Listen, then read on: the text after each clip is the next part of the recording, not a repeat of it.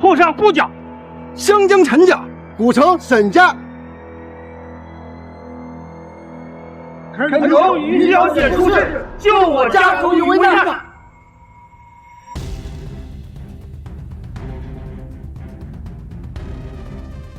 江家老祖与我因果未消，我已答应护他江家1年，便不会失信，除非江家被弃。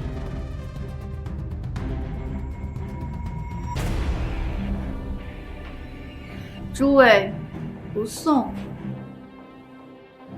于小姐，于小姐。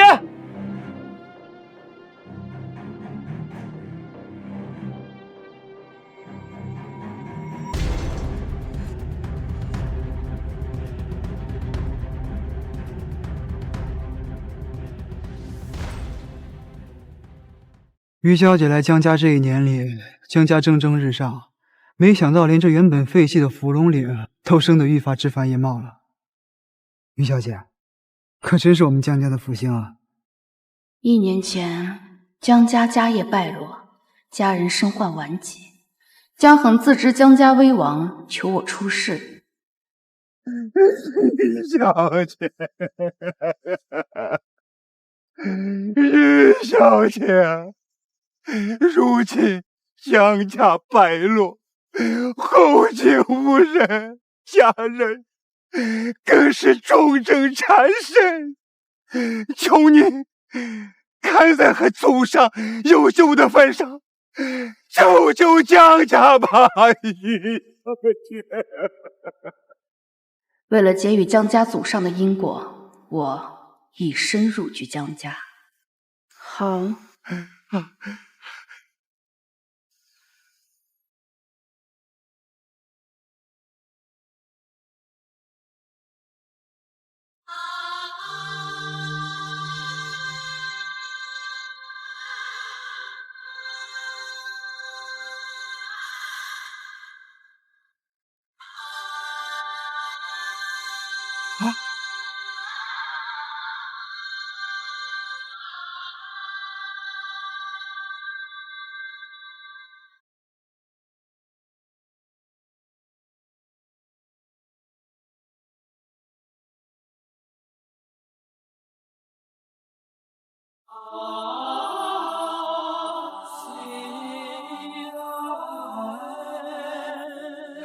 神迹，神迹呀！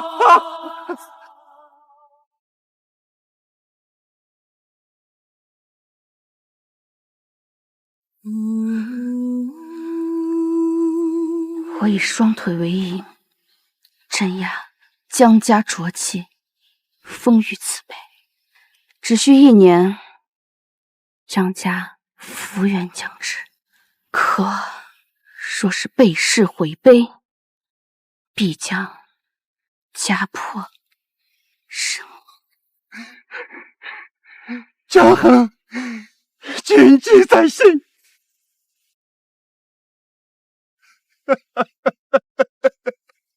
如今我也能给江家走上一个交代了。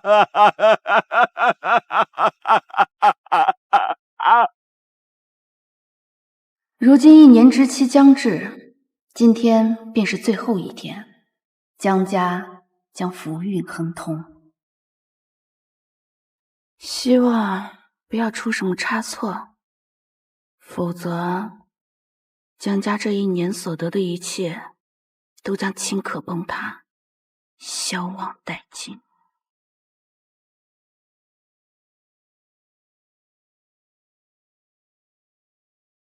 这好端端的，怎么会有乌鸦在叫？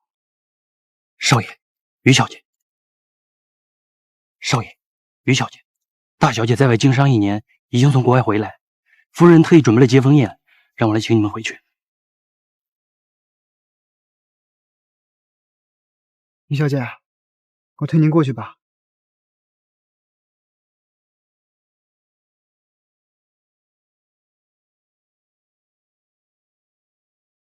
原来。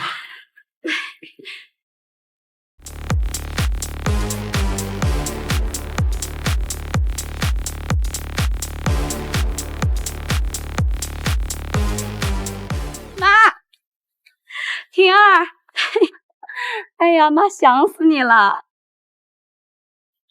晚风呢？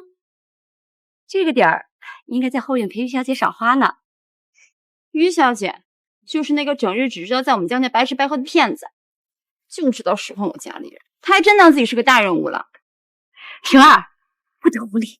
于小姐是咱们江家的大贵人，一会儿啊，你见到于小姐，一定要记得向她请安，可不能怠慢了。哼，什么狗屁于小姐！等这次和袁家合作的芙蓉岭开发工程结束，我第一件事就是把那个装神弄鬼的骗子赶出江家。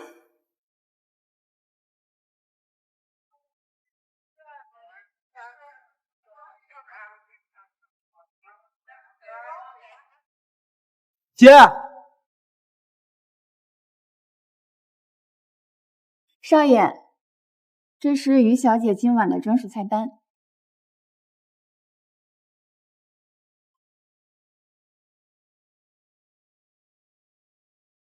我都说了多少次了，于小姐不吃荤腥，快去后厨把菜单里的肉食荤腥通通给我去掉。还有，食材要天山雪地的百年珍品，碗要最顶级的龙血青瓷。食材要百年珍品，碗竟然也要1000多年前的古董，他一年的开销比我家里人10年加起来多。记住了。是。人都到齐了，于小姐，我们先落座吧。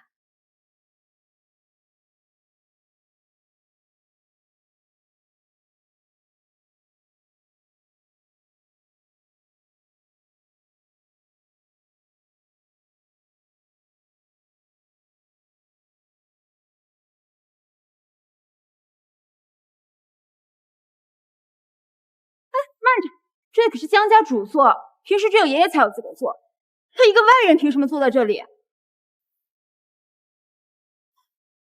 于小姐是我们江家的大恩人，你在外面做生意风生水起，咱们江家能东山再起，靠的都是于小姐，这主位当然该给于小姐坐了。妈，你老糊涂了！我江婷能在江家落魄之际带领江家跻身上流，靠的是我聪明能干和响当当的本事，和他一个只会白吃白喝的骗子有什么关系？江婷天命衰星，本非经商的材料，却因我侥幸成了商业巨贾。时也，命也。我们江家能有今天这个地位，全都仰仗于小姐。姐，我们不能不知感恩啊！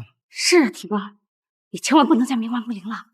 你们与其相信江家兴盛是靠这个骗子的满嘴谎言，也不愿意相信是因为我天资聪慧运筹得当。实话告诉你们吧，今日我回家来，带回来一个天大的好消息。我呀，已经和袁家谈成了合作。袁家是那个东省首富世家，不得了，能和袁家达成合作，那可是一步登天，平步青云啊！袁家看上我们江家祖宅后面那片坡，打算投资100亿，铲平之后要建成滨海的商业区，我们江家年年享受分红，10年利润至少50亿。50亿啊！祖宅后面那片坡，姐，你该不会说的是芙蓉岭吧？没错，袁家建筑队明日就到，要铲平的就是芙蓉岭。不行，你爹生前多次告诫，说芙蓉岭乃江家福地，就算有一天我们江家人要饿死街头，那都不能动的呀。是啊，姐，芙蓉岭坚决不能动。爸那是年纪大了，老糊涂了，竟然相信这一个招摇撞骗的黄毛丫头的谎话。当初江恒为了求我改造芙蓉岭，拯救江家，付出了性命。江家能有今天的一切，都来之不易。江小姐，且行且珍惜。闭嘴！当初的事儿你还有脸提？我爸就是因为听信了你的鬼话，我们江家才会平白让你这个江湖骗子骗吃骗喝1整年。婷儿，你这放肆！你还不赶紧向于小姐敬茶赔罪！哎呀，没想到啊，我才走了1年，你们就被他洗脑的这么厉害。不是让我端茶道歉吗？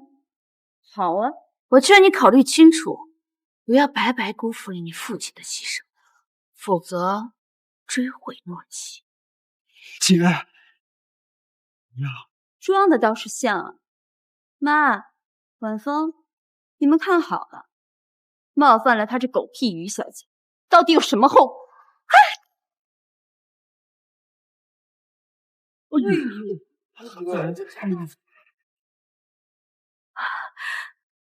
于小姐，你没有受伤吧？小婷，你疯了呀！看到了吧，我逾矩了，后果呢？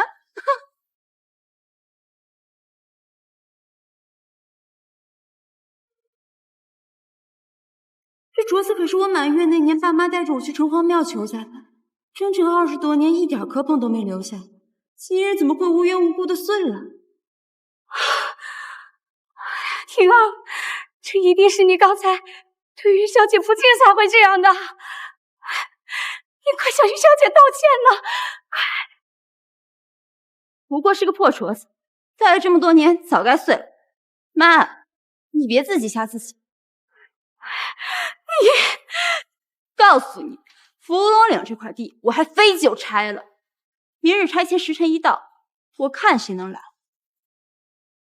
姐，家门不幸，家门不幸啊！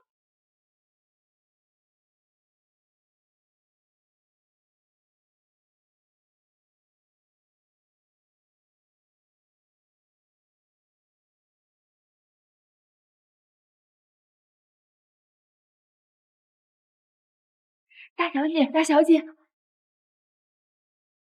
什么？袁管家到了，那我速去迎接。有那位大人物的消息了吗？大少爷，老奴已经搜遍全城，可仍旧没有那位大人物的下落呀。当年爷爷病危，要不是他，我们袁家早已崩塌。现在也只有他能够救我们袁家。继续找，务必倾尽全力。记住，就算袁家散尽万贯家财，也要请得这位大人物出世。是。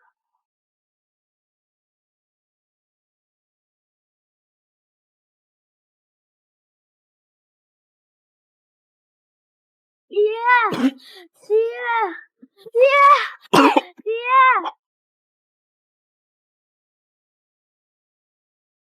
感谢小姐出手救我父亲啊！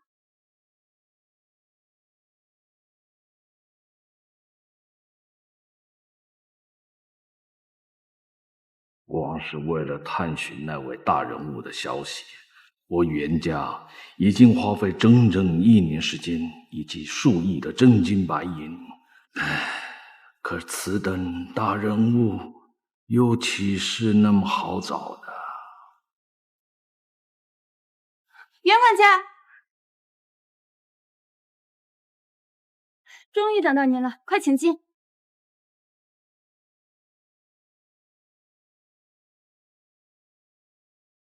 袁管家放心，等到明日时间一到，就可直接动工。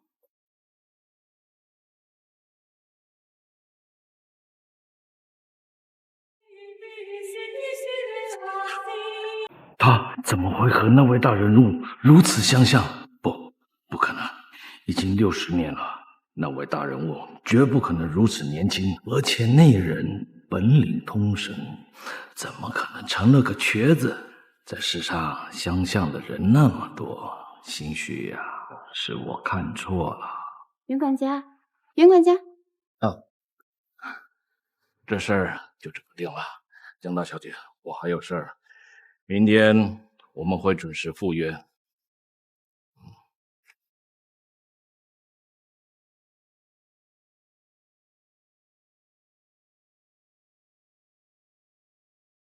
大小姐，真要这么做呀？夫人可吩咐过，万不可怠慢于小姐呀。要是让夫人知道我盯了她的门，那夫人肯定会用家法来处置我的呀。有我在，江家没人敢动你。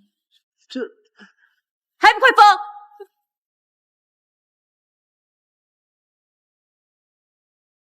于小姐，对不住了。哼，姓于的，我看你明天还怎么做坏心事。这可是由世界上最坚硬的乌钢做，重达1000斤，就算是神仙来了也掰不断。我看你这次还怎么处？走。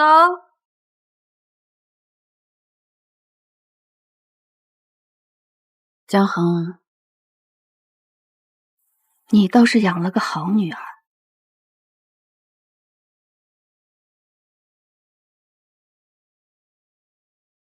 此次江家大小姐能与东省首富袁家达成合作，想必江家日后必能一飞冲天，成为海城顶级首富，指日可待呀！是啊，江大小姐，等您日后发达了，千万不要把我们忘了呀！这是自然，日后有我江家一口肉吃，就有各位一口汤喝。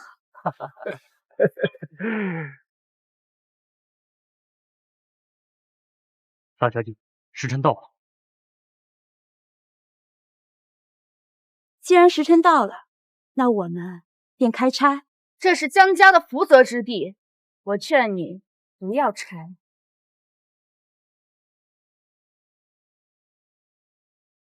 这怎么可能？我分明已经把他……这人是谁啊？这江家有这号人物吗？这你就不知道了吧？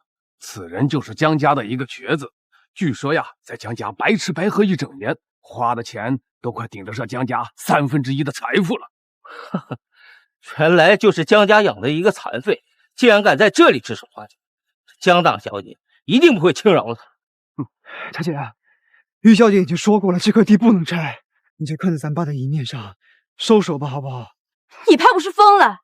我在外面好歹是首屈一指的商界女王，而她只是一个招摇撞骗的神棍，你让我听她的？确实，江家大小姐这一年崭露头角，初入商界就带着落魄的江家击入上流。外界都说呀，江家大小姐是难得一见的经商天才。要我说呀，放着这么优秀的女儿不愁，却偏偏要把一个白吃白喝的黄毛丫头当成宝，这江家呀，还真是瞎了眼。你们今日这芙蓉岭，我拆定了。婷儿，你听妈一句劝，于小姐是咱们江家的大恩人，她不会害我们的呀。她说了，这地不能拆，不能拆呀。妈，这次的开发是和袁家合作，如今袁管家就要到了，你难道就放着眼前这价值100亿的财富不要，去信一个骗子说的鬼话吗？是妈，你就看着去，我做的一切都是为了江家。给我拆！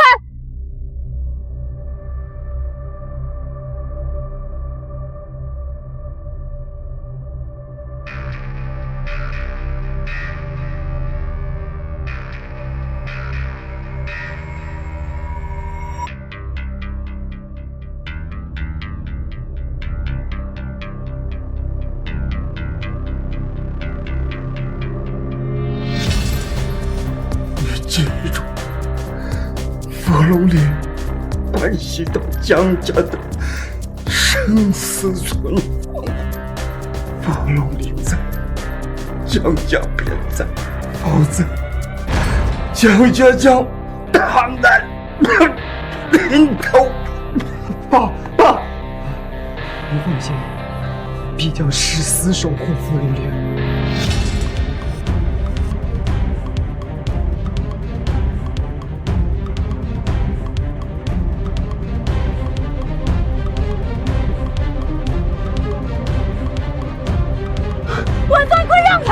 芙蓉岭不能拆，姐，如果你今天非要拆的话，就从我身上压过去吧！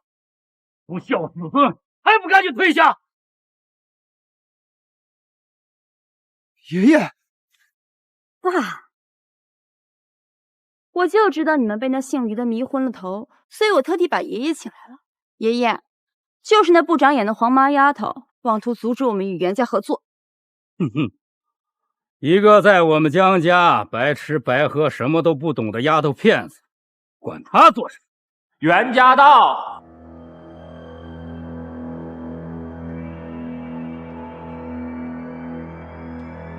像，真像。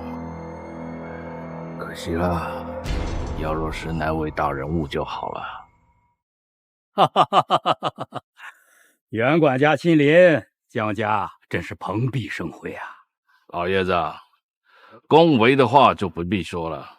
现在时辰已到，还是赶紧动工吧。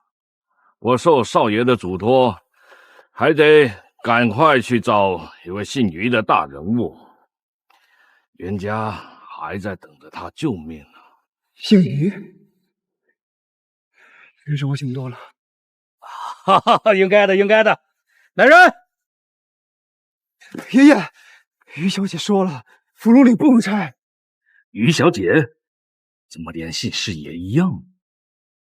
于小姐，于小姐，明儿这姓于的让你把江家卖了，你是不是也要乖乖替他数钱啊？小峰啊，你年龄尚小，没有见过什么世面，但是你爷爷什么样的大风大浪没有见过？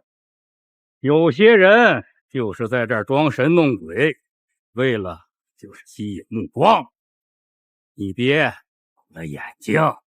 来人，给我拆！我以双腿为引，镇压江家浊气，风雨慈悲。只需1年，江家福源将至。可若是背誓毁碑，必将家破人亡。江恒，谨记在心。你想清楚了，这可是江恒为江家求得的福地。你若拆了，江家这1年所积攒的一切都将顷刻覆灭。如今的江家有了袁家的帮衬，肯定是越发的昌盛。什么顷刻覆灭？老夫根本就不吃你这一刀！来人，拆！若灾祸降临，凭他袁家可护不住你们。于小姐，这话可不敢乱说呀。袁家乃是我们东省第1大家，我们江家得罪不起的呀。哼，在我们江家，你作威作福也就罢，如今还敢当着袁管家口出狂言，现在赶紧给我跪下，向袁管家道歉！让我跪，袁家不够格。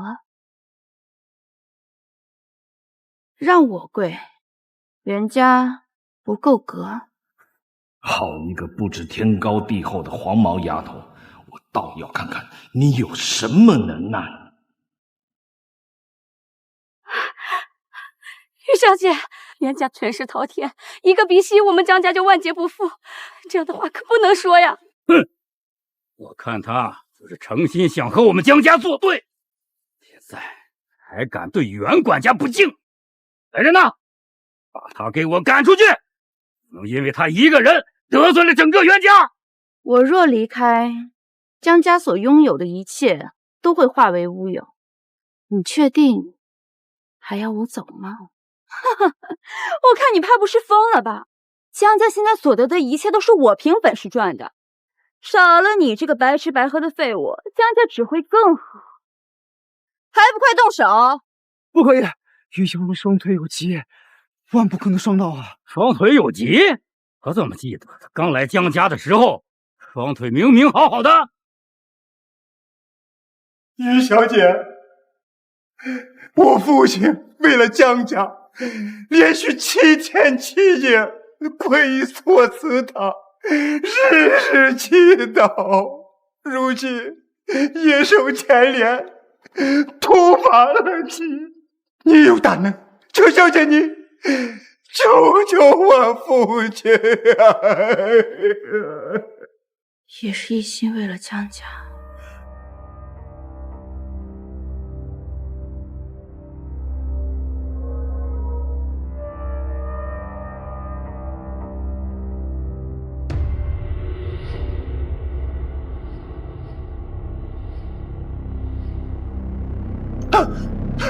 是于小姐救我父亲。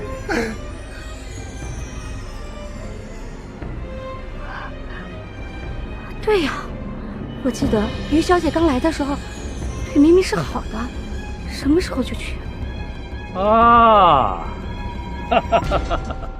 我知道了，肯定是他觉得以前的手段不够用了，故意坐在轮椅上装瘸博同情，想继续在我们江家享福是吧？啊，姓于的，你还真是好心情。其中肯定有什么误会，我相信于小姐绝对不是这种人的。还能有什么误会？当众顶撞袁管家，还在我们江家装瘸卖惨，今天必须站起来，给袁管家下跪道歉。你想清楚了，我若是起身，这个代价，江家恐怕承受不了。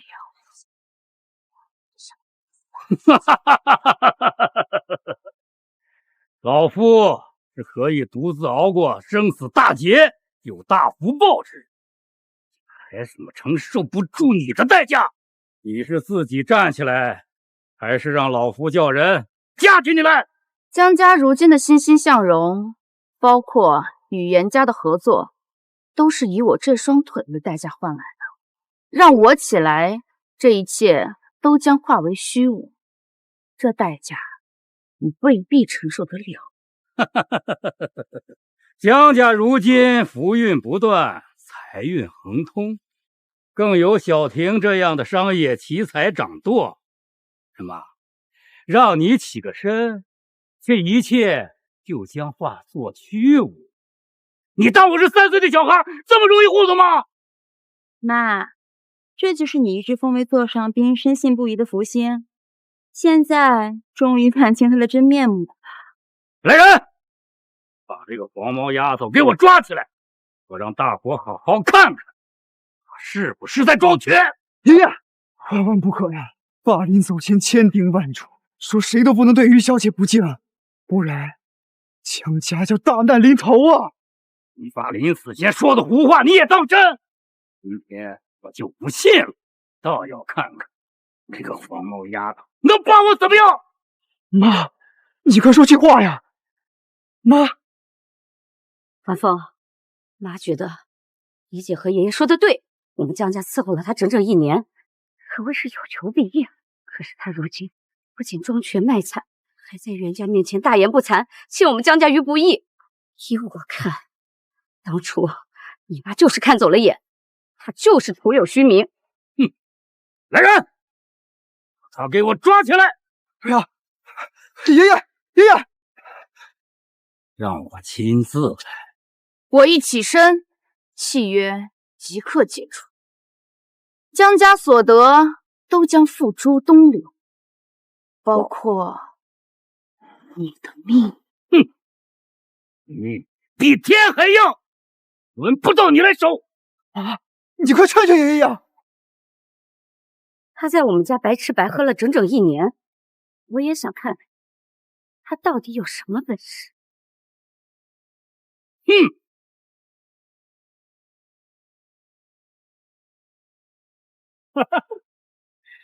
这不就起来了吗？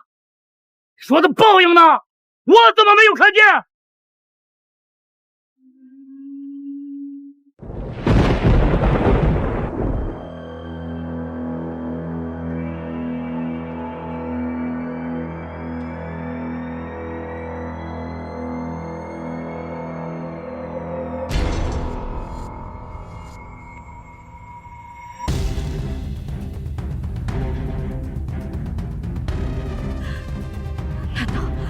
真的有报应！爷爷，报应真的来了，你快向于小姐赔罪啊！什么狗屁的灾祸，不过是刮风打雷而已。春夏季节打个雷，这不很正常吗？有什么大惊小怪的？大伙儿都看着啊，该冒犯的我也冒犯，这个姓于的你也被我给拉了起来。灾祸呢？报应呢？怎么我什么事都没有啊？这世上哪有什么鬼神邪说，有的只有拿鬼神邪说装神弄鬼的人。因果有报，江家福缘临近。谎言都被揭穿了，还敢在这招摇撞骗？上天有灵，天地有眼，你若再执迷不悟，小心天大。还敢在这儿蛊惑人心？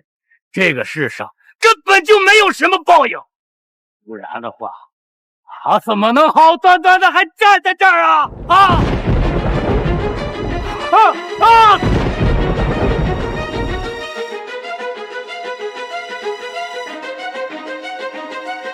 爷爷，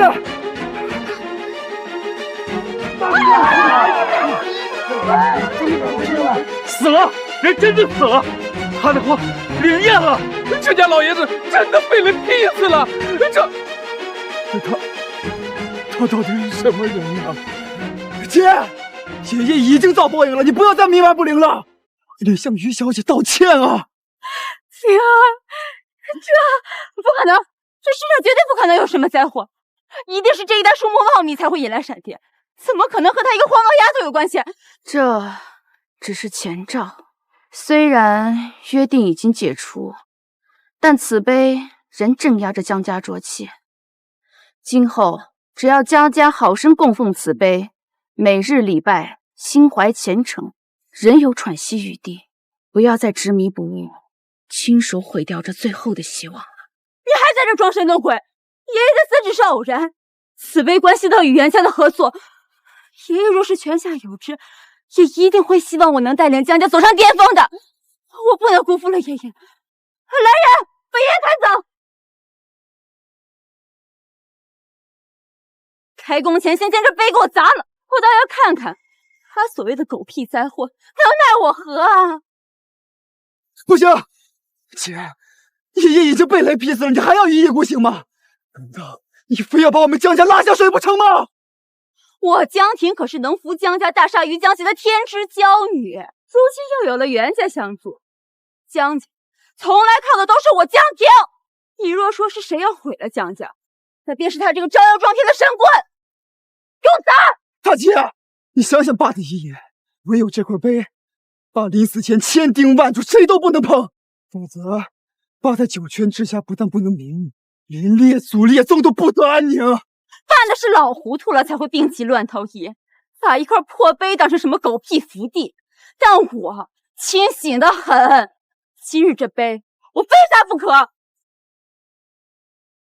只有一事，我要提醒你谨记：若此碑遭受损毁，江家死期将至。张衡谨记，日后我定叮嘱晚生后辈，时时呵护，绝不让此碑受半点损伤。江家虽福缘已尽，但若能潜心供奉此碑，时时警醒，日后从善，虽不能富贵，但仍能苟活于世。可你说动了这个碑，江家覆灭在即。我倒要看看江家怎么覆灭在即。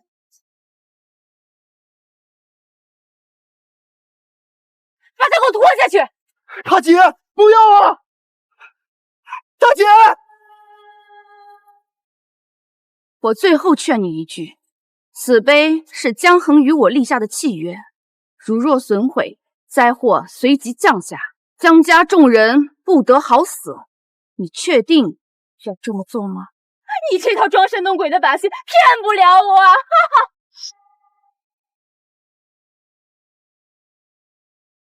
哈！不要啊！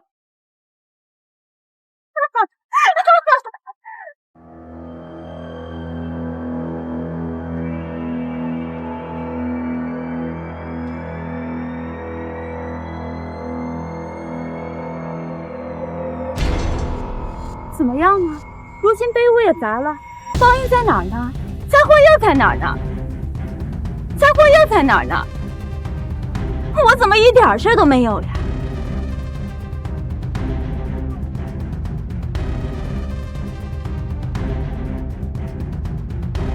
这怎么回事？怎么突然间地震了？难道真的是灾祸降临？我们不会被活埋了吧？是啊，婷儿，这不会真的是……妈，前一段时间沿海城镇不是地震频发吗？这肯定是余震，你别大惊小怪了。怎样呢？如今杯我也砸了，报应呢？灾祸又在哪儿啊？哼！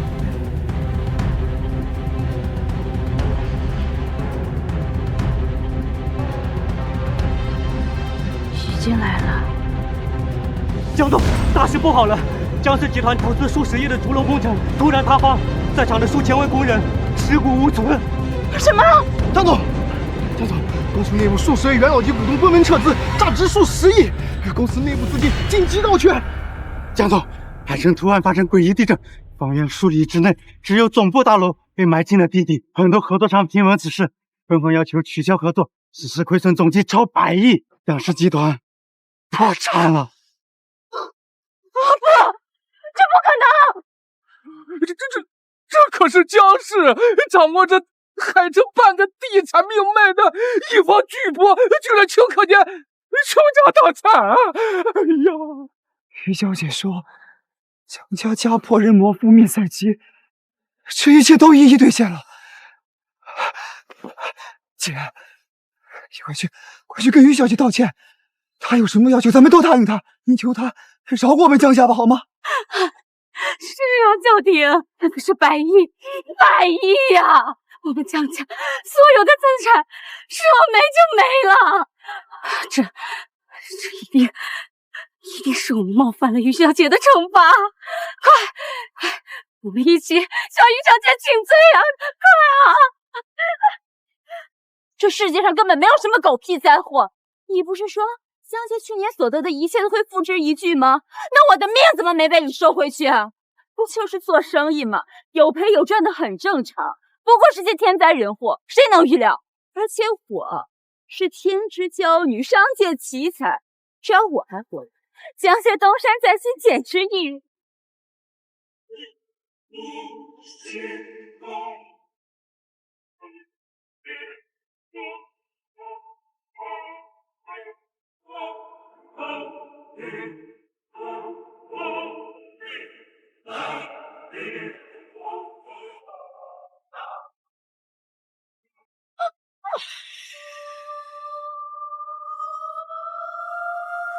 大姐，报应，江家得报应了，快跑啊！跑！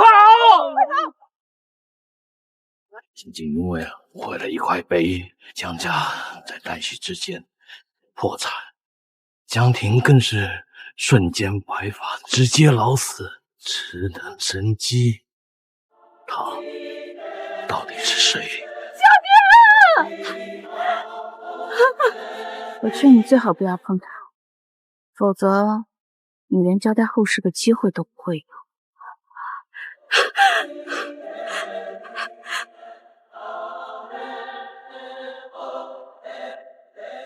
他是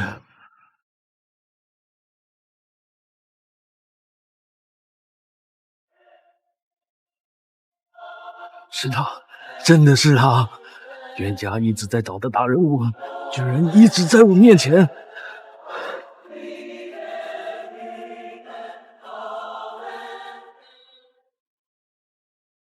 喂，大少爷，您说的那位大人物，如今就在伏龙里。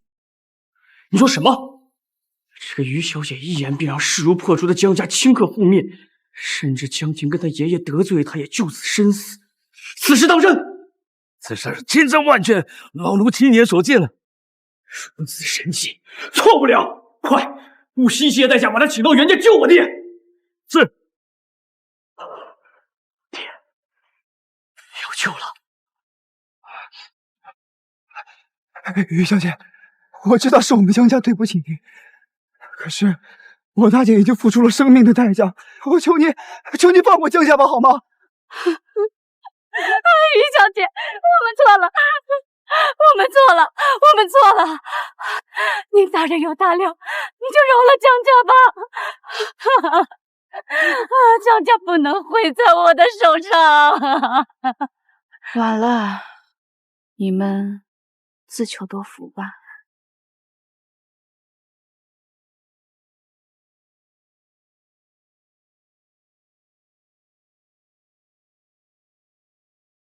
快，随我去迎于小姐回府。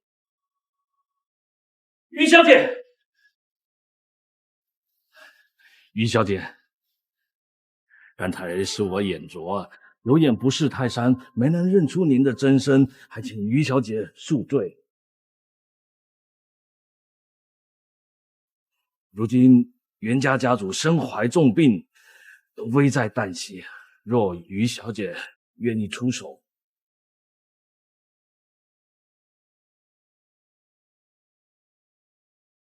袁家必有重谢。袁家当代家主叫什么名字？回于小姐，袁家家主名叫袁绍红。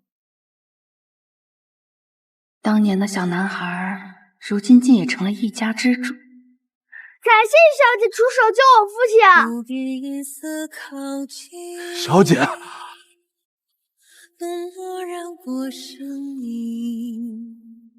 小姐，这便是全职狗蛋，这位便是于小姐，我们袁家已经福至千年的主人。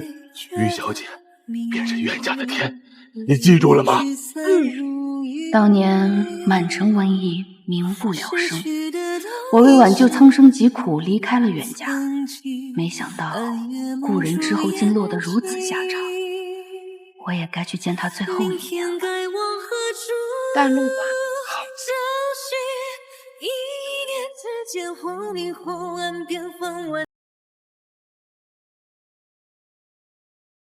于小姐身怀奇术，是这世上唯一能救家父的人。我希望你们好生礼待，万不怠慢，记住了吗？是。那你说，这于小姐真有大哥说那么神乎其神吗？一句话让江家垮台，这种事儿可能吗？少家主的话听着便好。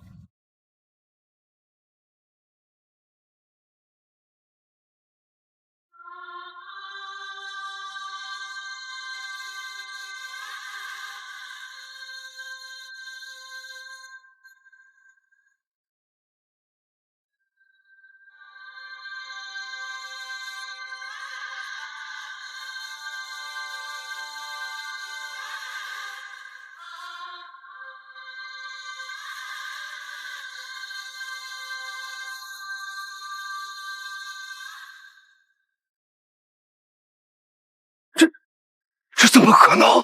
怎么了，何长老？老夫自小和家主一起长大，有幸见过于小姐一次，没想到她竟然和60年前一样，一模一样呀！身材、容貌竟分毫未差。何长老，这你就说笑了吧？这肯定是于小姐的后人呐，这哪有人能60年容貌不变啊？那不成老妖精了吗？不得无礼！于小姐是能救袁家于大危难的大能耐之人。也许是我想多了吧。于小姐，这位就是我们袁家的邵家主。于小姐，如今家父性命垂危，族人重镇陈身，袁家愿不惜一切代价，请于小姐出手救治。求于小姐救袁家。是你，当年跟在袁绍红身后的那个小男孩。不是吧？于小姐会救我何长老？对呀，这么多年不变呀。于小姐，这位是我们袁家的何长老，您认识呀？他呀，肯定是小时候听奶奶提起过咱们袁家的事儿。这世上哪有什么长生不老的人呢？三弟，算不上认识啊。看来我与袁家前缘未尽。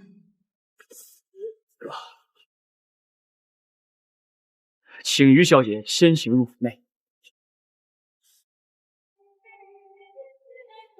于小姐，于小姐人呢？啊，我，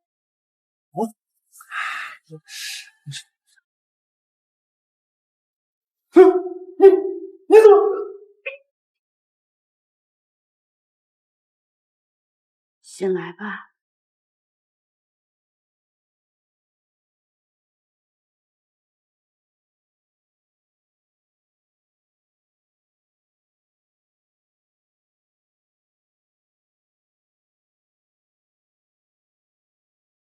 小姐，真的是你？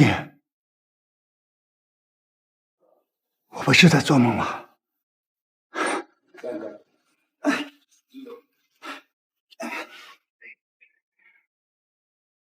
自从60年前您离开袁家，我就一直在找寻您的踪迹。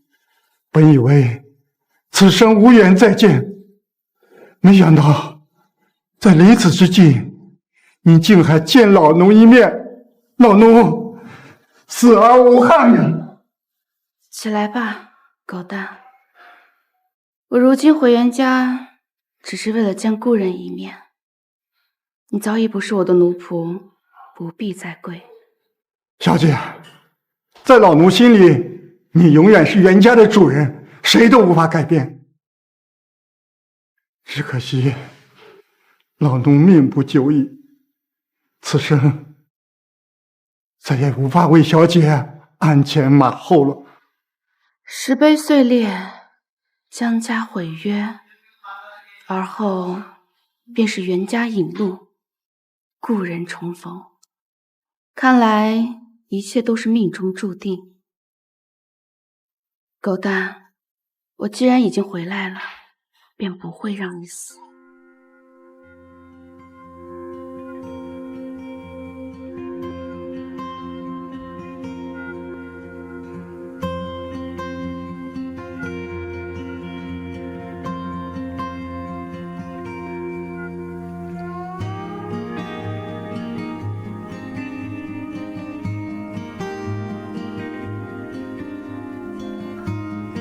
重症产生，病入膏肓，片刻不能耽误。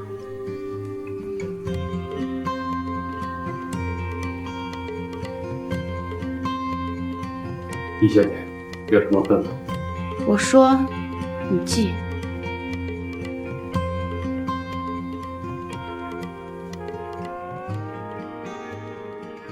你说这些都是于小姐要的？是的，于小姐吩咐了，这个名单上的东西一点都不能少。千年沉香，100年黄金叶，这些东西连我们袁家都没多少存量。哦，还有这凤鸟长明灯，那更是价值连城，整个上海滩都找不出一个，价值1000万大洋，还说什么是我们袁家的救星？我看呐，那就是灾星。三弟，不可造次。于小姐是现在唯一能救爹的人了，只要能救爹，别说什么千年沉香100年黄金叶，就是他让我把袁家的所有产业拱手相让，我也甘愿的。是，大哥，我现在就去安排，把东西啊给于小姐送过去。去吧。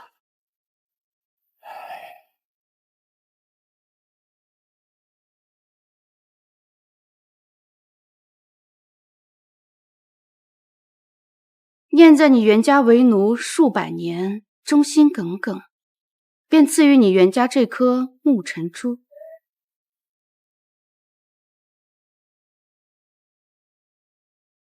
在我走后，常伴身旁，可延年益寿，镇守袁家。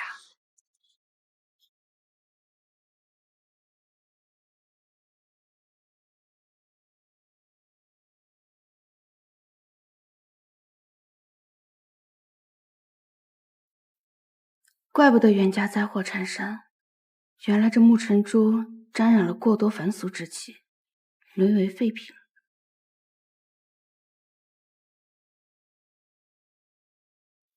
于小姐，您要的东西。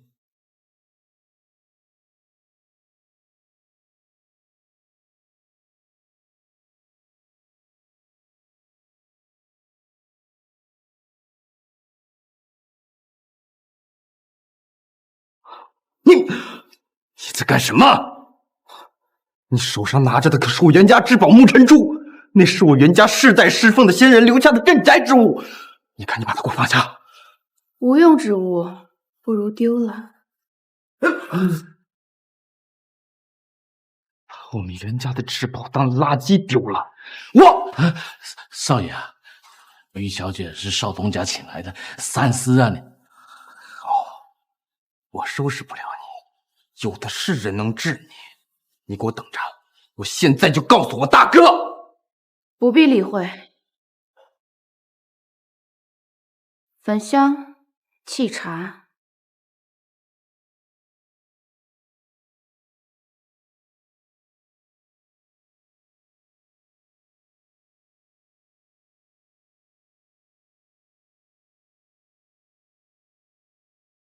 长日明灯，正虚。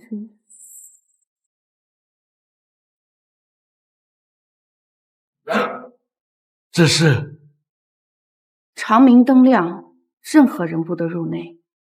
半日之后，灯燃尽，人可活。白先生，这边请。二哥，三弟，二哥，你快去救救爹吧！什么？胡闹！爹都病成这样了，大哥居然找了一个不到20岁的黄毛丫头给爹治病。二少爷，于小姐是邵家主和何长老请回家的，说是有大本事能救老爷。他有个屁的本事！二哥，你是有所不知啊，这姓于的一进咱们家，他便狮子大张口要了价值连城的奇珍异宝，然后他大言不惭地说咱们袁家的至宝木尘珠是垃圾，然后他竟然把木尘珠当垃圾给丢了。什么？他把木尘珠丢了？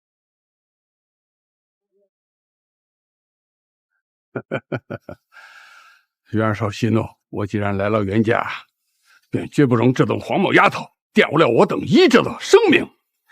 二哥，这位是不周，这位便是赫赫有名的国医圣手白景川白先生，能活死人肉白骨，人称妙手医仙。白先生，你可有把握救我爹？10之8九。那太好了，二哥，那快带白先生救爹去。先生，您请。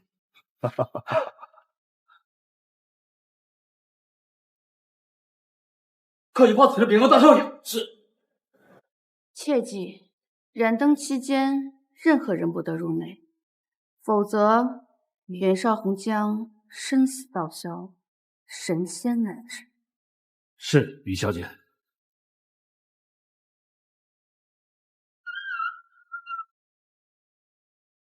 二哥，那疯女人就在这儿。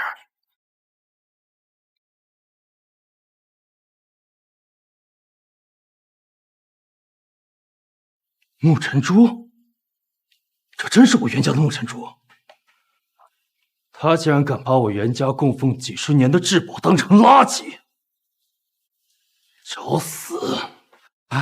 少爷，于小姐有交代，燃灯期间之内，任何人不得入内啊！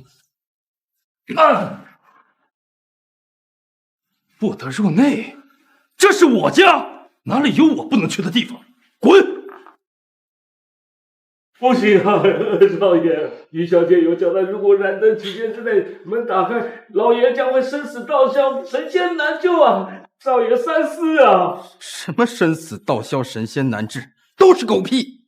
要我看呐，就是那个疯女人神志不清，胡言乱语，你还不快点给我滚蛋！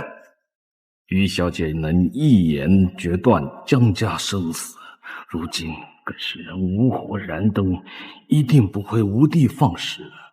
不要啊，少爷，我求你了，这燃灯期间开门，老爷会很危险的。滚开！这世上还没有我袁维军不能开的门，我倒是要看看谁在我袁家装神弄鬼。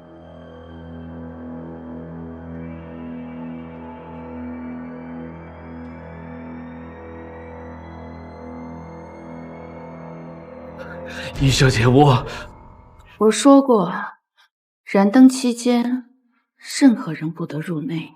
你还敢在这装模作样？白先生，你可曾听过这种规矩？老夫行医半生，闻所未闻。治病救人靠的是医术医理，而不些什么邪门歪道。一介凡夫，自然见识浅薄。你可知道他是谁？这位可是赫赫有名的国医圣手。凡夫依旧是凡夫。哼，老夫治过的病人没有1万，也有数千。说老夫见识浅薄，敢问于小姐救过多少人呐？我救过一座城。小小年纪，满嘴大话，看你这乳臭未干的样子，恐怕连入门的道行都不够，还在这儿口出狂言。二哥，你看到了吧？大哥就是这样被他们骗的，还什么于小姐的后人，我看呀，就是个沽名钓誉之辈，咱们可一定不能轻饶他呀！哼，我本以为大哥请过来的人，哪怕没有高超的医术，至少脑子得正常吧，没想到竟然是一个疯婆子。来人，把这个给我关起来，等到白先生治好了爹呀，我再跟他秋后算账。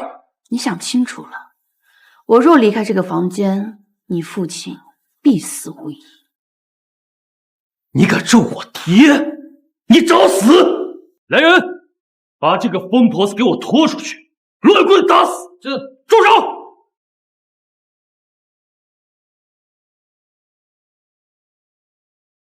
大哥，你来了正好。他不准得罪于小姐，滚下去！大哥，他于小姐，我二弟生性顽劣，我替他向你请罪，赶紧向于小姐道歉。大哥，你要我跟他道歉？你知不知道，他刚才可是在咒咱们爹死？我能不知道你的性子呀？一定是你混淆是非，曲解于小姐，快道歉！三弟亲眼看见，他在咱爹的房间里边装神弄鬼，他还把咱们袁家的镇宅之宝沐尘珠当成垃圾给丢了，这也是我曲解他。说什么？大哥，你应该知道，沐尘珠对于咱们袁家来说意味着什么？这可是咱们祖上侍奉了几百年的仙人传下来的，能保咱们袁家顺遂的圣物。可现在呢，被他当垃圾一样丢了出去。于小姐，请给我一个解释。上面已沾染过多凡气，我劝你把它丢了，否则长明灯灭，你父亲性命不保。大哥，这可是咱们袁家镇宅之宝，你该不会因为一个疯婆子的话就真想把它丢了吧？是大哥，这可是咱们袁家侍奉了几百年的仙人留给咱们保气运、旺昌盛的圣物呀！我当初把沐尘珠留给袁家时，确实能保袁家昌盛。可如今，此物已被凡气玷污，留在袁家只能是祸害。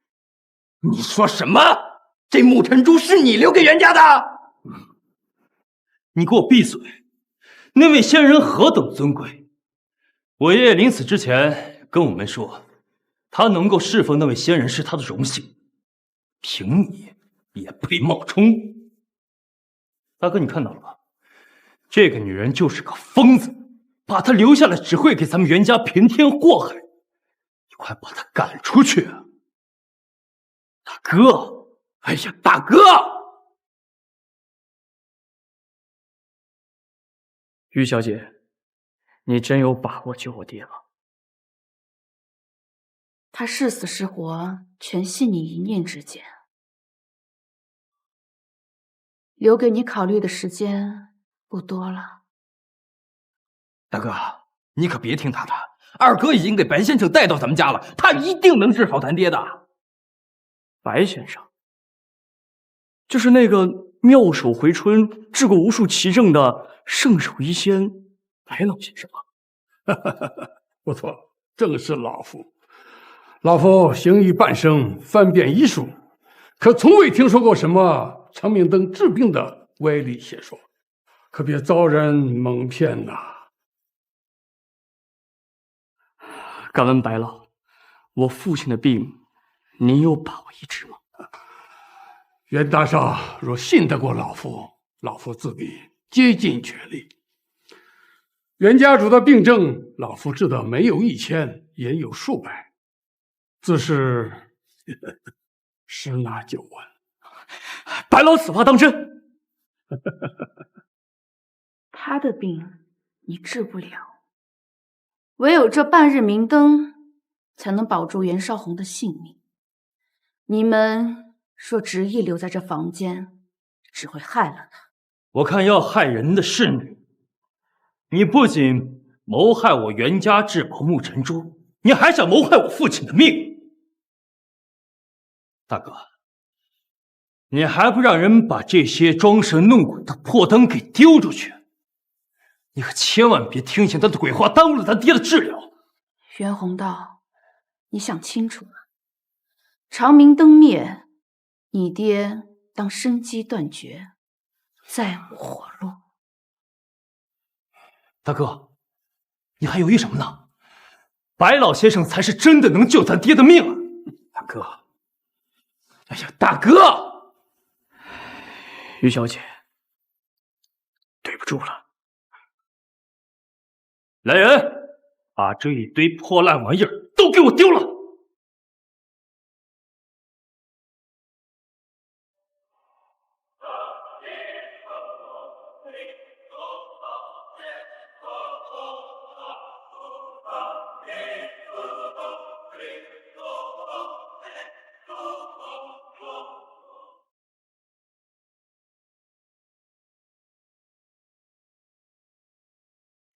袁家该有此劫，时也，命也。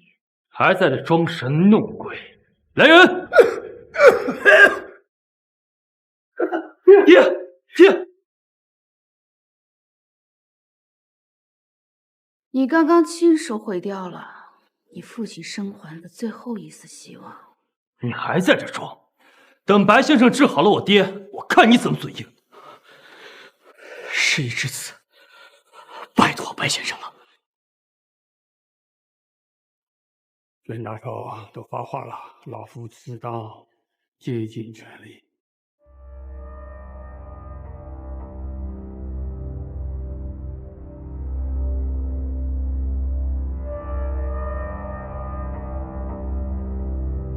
不过是风寒入体，经脉有些紊乱。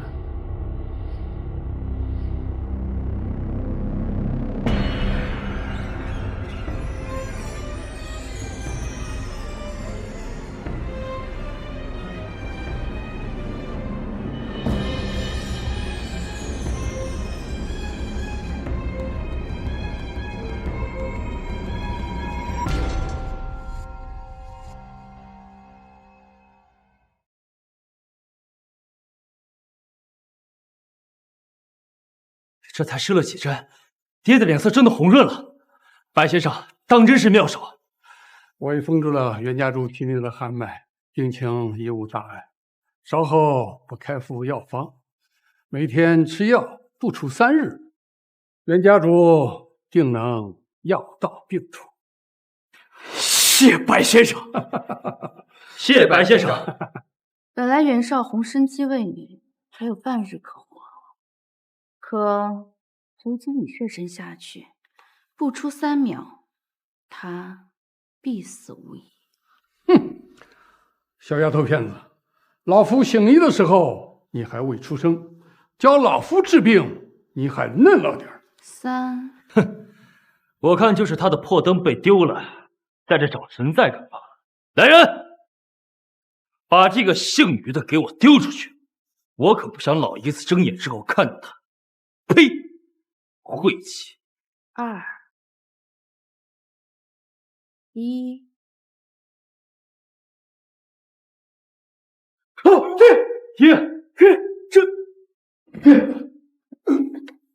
袁绍红命数已尽，神仙难救。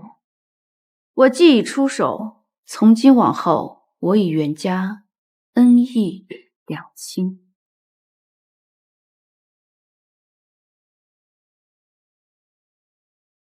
于小姐，于小姐，于小姐，于小姐！奇怪，我刚追出门，于小姐片刻怎么就不在了？难道……大哥，大哥！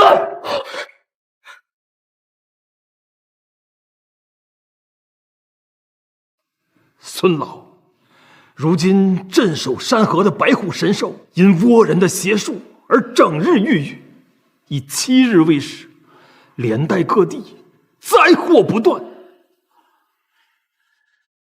我等跪求老祖出世，救神兽。你们求错人了，这白虎神兽非我所赐。不是老祖您，那又是何等高人啊！白虎神兽乃是当年大千道祖传给我的。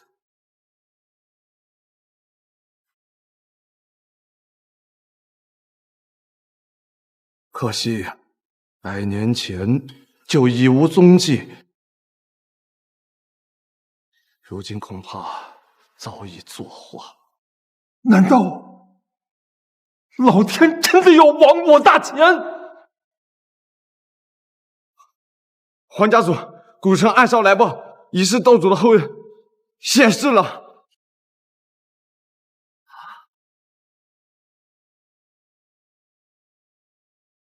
你说什么？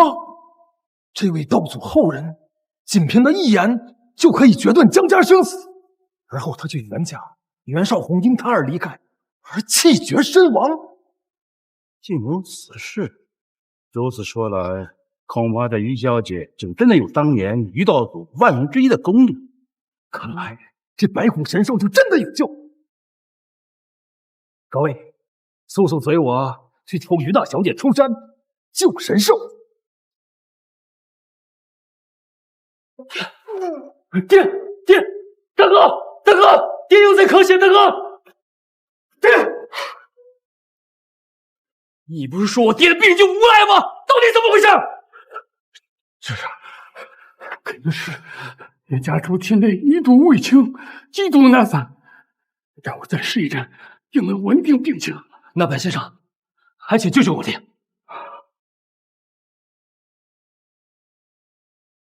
慢着，白先生，如果我父亲因为你而死，也知道你是什么下场。白先生，您怎么了？薛大少，袁家主的病实乃老夫生平罕见，老夫已经竭尽全力了。那我爹到底还有没有救？袁家主气息已绝，生死无生了。爹！袁宏道，你想清楚了。长明灯灭，你爹当生机断绝，再无活路。全真的跟于小姐严重了，袁老少，节哀吧。来人，把这个庸医给我拖出去，乱棍打死！袁绍饶命！饶命啊！袁绍饶命啊！我怎么这么蠢？没相信于小姐的话呀！大哥，走，找于小姐。大哥，爹已经死了。大哥，于小姐是神人，要不是我忤逆她，爹根本不会死。和尚老不是说过吗？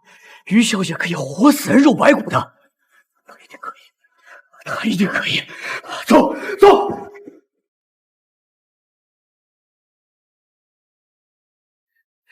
请于小姐出手救我父亲，袁家愿献出所有的财产跟奇珍异宝，只求于小姐出世救人。邪祟入体，神仙难救，这是袁绍宏的运数，你们回去吧。黄家主，于小姐就在这里。于小姐，我相信你一定有办法的。你们两个还愣着干什么？还不跪下给于小姐道歉！大哥，当初要不是他在爹的房间里面装神弄鬼，害得爹错过最佳治疗时机，爹根本就不会死。你现在让我跪他，绝不可能。就是，如今爹已经死了，他有什么能力救爹？除非啊，他是在世神仙。都给我跪下！你让我跪害死爹的神棍，我宁愿去死。滚！你给我滚出去！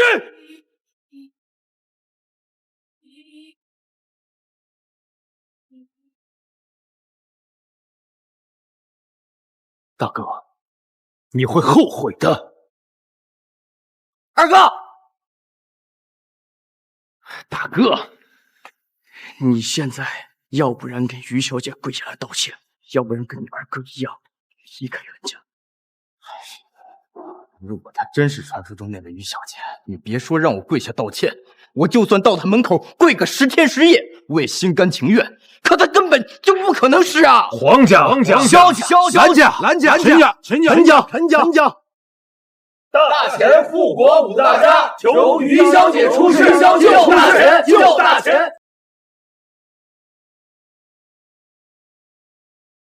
不必跪了，你们回去吧。袁家我是不会去的。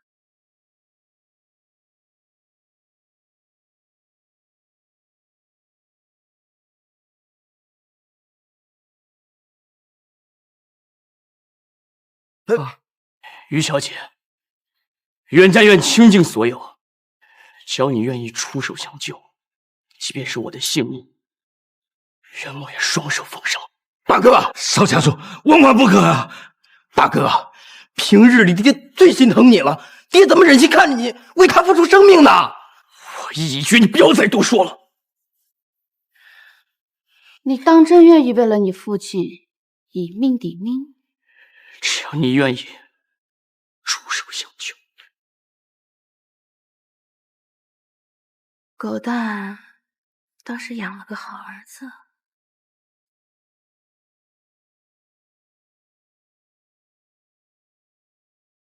也罢，看在你一片孝心的份上，袁家我就再出手一次。谢于小姐成全。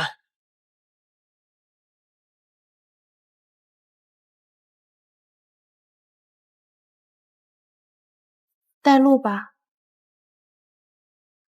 于小姐，这边请。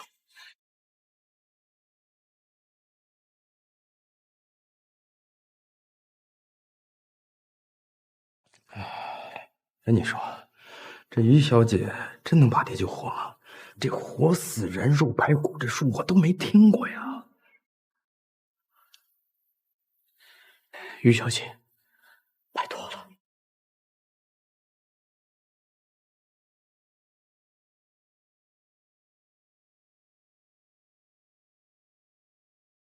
改命。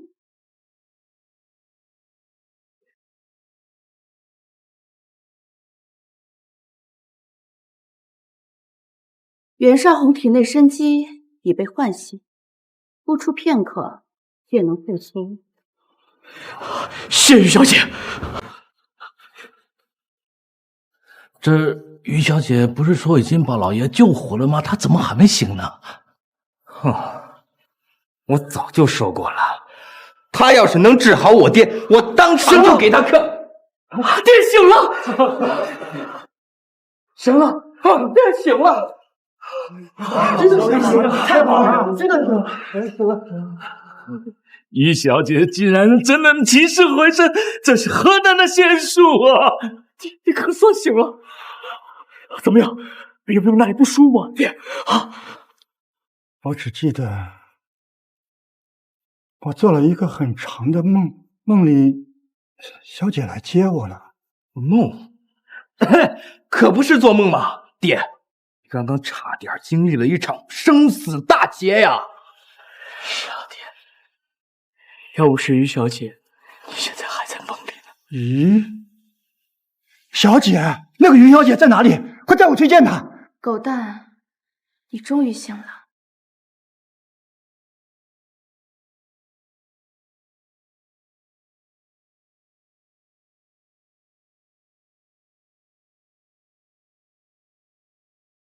他刚才叫爹什么？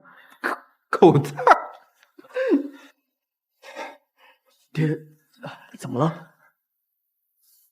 这不是梦，小姐，真的是你，老奴参见小姐。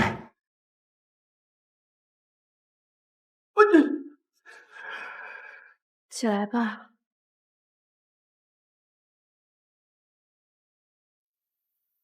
小姐，老奴总算见到你。爹在说什么呀？是不是睡的时间太长，睡坏了？爹，你是什么意思呀？什么是你是于小姐奴？于小姐便是袁家的天。于小姐自是我袁家的天，我自是她的奴。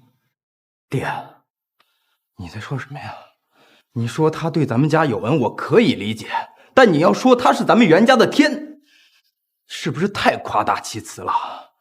咱们袁家在古城内可是第一大家族，除了老祖宗侍奉过的那位，还有谁能当咱们袁家的天呢？而且，虽然说于小姐救了你，但是她把沐尘珠当垃圾给扔了，这也是铁骨铮铮的事实啊！你们懂什么？小姐说她是垃圾，那她便是垃圾。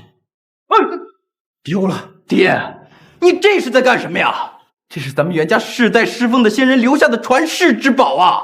我们袁家世世代代侍奉的主人，便是小姐。世世代代侍奉的主人，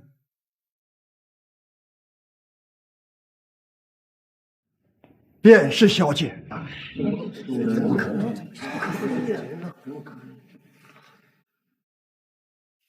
爹，你是说咱们袁家世代伺候的仙人是于小姐？不错。错了，错了，我和二哥都错了。你这是做什么？我知道你们暂时无法接受，回头有时间我给你们细细道来。如今呢，总不见他人。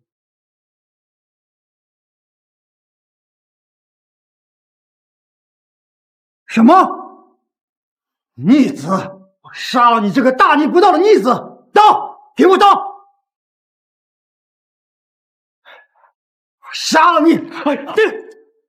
滚！逆子！我杀了你这个大逆不道的逆子！让你不要！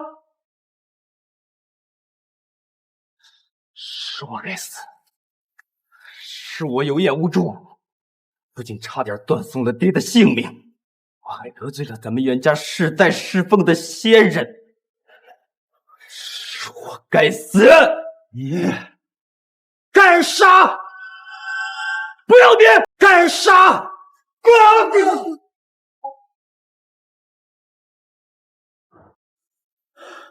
不必如此，因果自有定数。小姐饶你，那是你命好。从今日起，剃发为僧，去寺庙里忏悔，10年期满才可回来。谢于小姐。来人，把她带下去。是。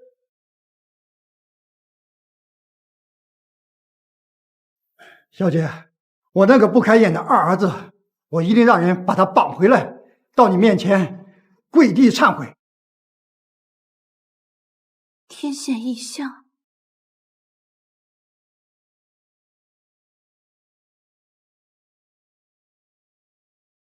大钱动荡，已微弱至极，难怪当时护国武大家会来求我。小姐，你不在府内休息吗？我有急事要去一趟护国武家。护国武大家，那可不是我们袁家能够招惹的存在。你去陪着小姐，绝不能让小姐有任何的损伤。是爹。此行我们竟然连于小姐的面都没见到，难道真的是天要亡我大钱吗？请不到于小姐，这大钱有谁能拯救啊？天下能人异士众多，未必就没有办法。来人，以我护国武家的名义举办一场护国宴。谁要能在宴会上让白虎神兽进食，不仅能拥有享之不尽的荣华富贵，更能成为我护国武家的座上宾。是。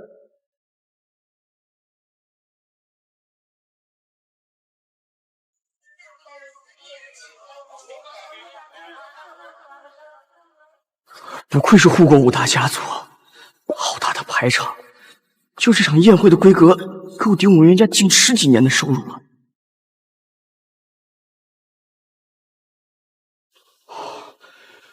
这就是镇火神兽，好气派啊！小白，道祖，如今大钱气运了弱，山河绝脉，为了大钱的苍生，还请道祖指条生路。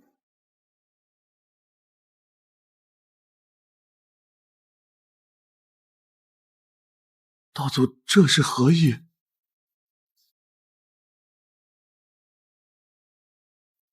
让他镇大钱气运，管大钱山河。道祖，此等大事不可儿戏啊！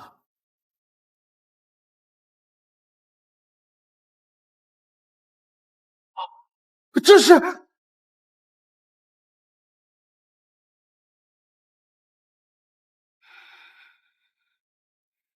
玉小姐，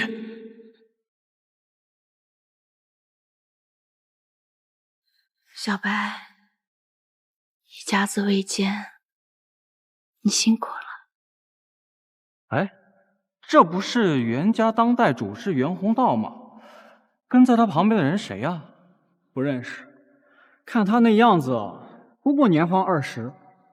这袁宏道竟然带着这种黄毛丫头来参加这护国盛宴，真是不知礼数。哎，我说，你说他会不会是袁宏道找的姘头啊？住手！你们是干什么的？袁宏道，我记得我们宴请的宾客名单里面没有你们袁家吧？啊？于小姐，这确实不是我们该来的地方，我们赶紧走吧。我如果走了，他们恐怕会追悔莫及，因为普天之下能帮他们的只有我。就你，在场多少名门望族、医学世家都对白虎神兽束手无策，就凭你一个袁家来的黄毛丫头，也敢在此放肆？我行不行，自有人知道。去告诉你们五大家主，他们跪求无果的人来了。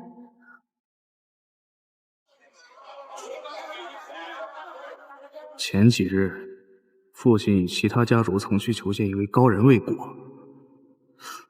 难道是他？就凭你这黄毛丫头，也敢在这大放厥词，还说五大家主跪求你，你也配？要我看，这袁家就是昏了头，竟然带着这个疯婆子在护国宴上招摇撞骗。东省首富的位子若是待腻了，可以换个人坐。听到没？还不快滚出去！信不信由你们，但若是神兽因此殒命，你难辞其咎。报告。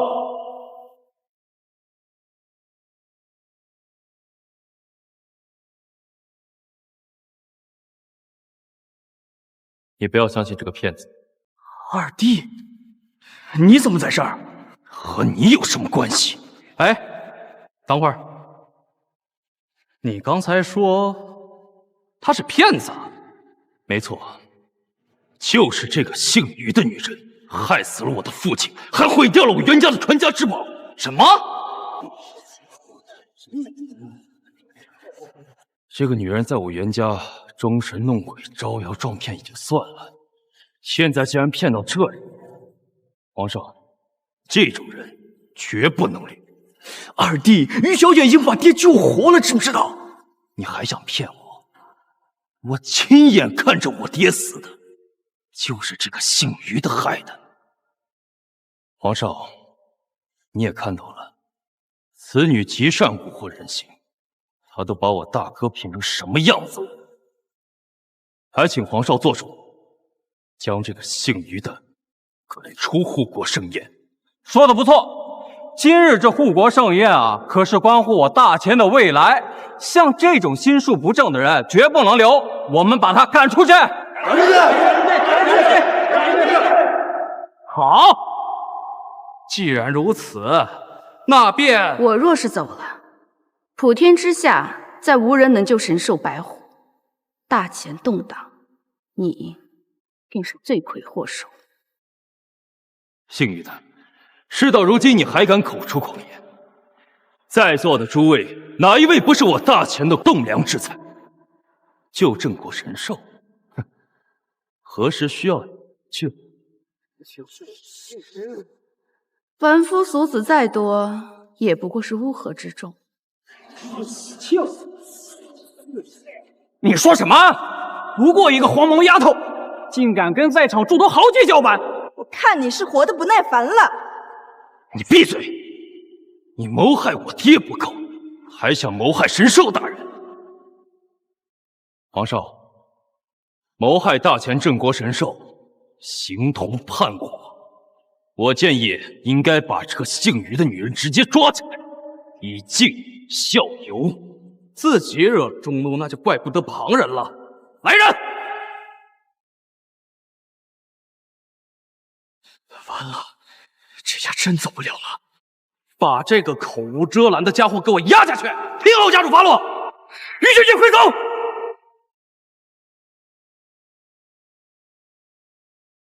老祖，如今护国宴已网罗天下豪杰志士，可依然没有找到能让神兽进食的好办法。难道离了于小姐，我大钱真的再无一人能救镇国神兽了吗？找不到于小姐，大钱烦了呀！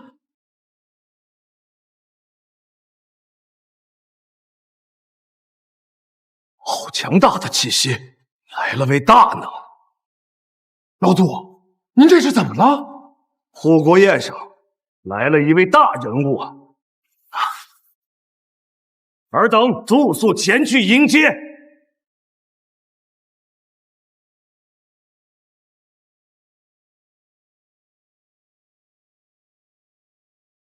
好啊！你还敢还手？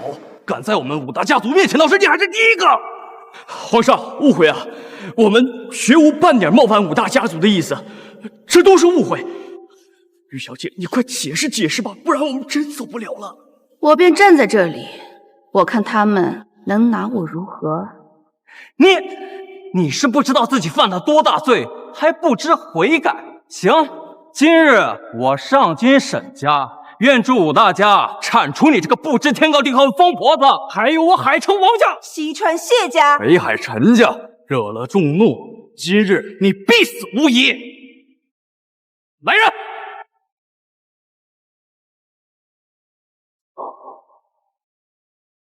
把这两个不长眼的家伙给我拿下！快点！这次真死定了！大哥，我早就告诉过你，离这个姓于的女人远一点。事已至此，弟弟帮不了你。住手！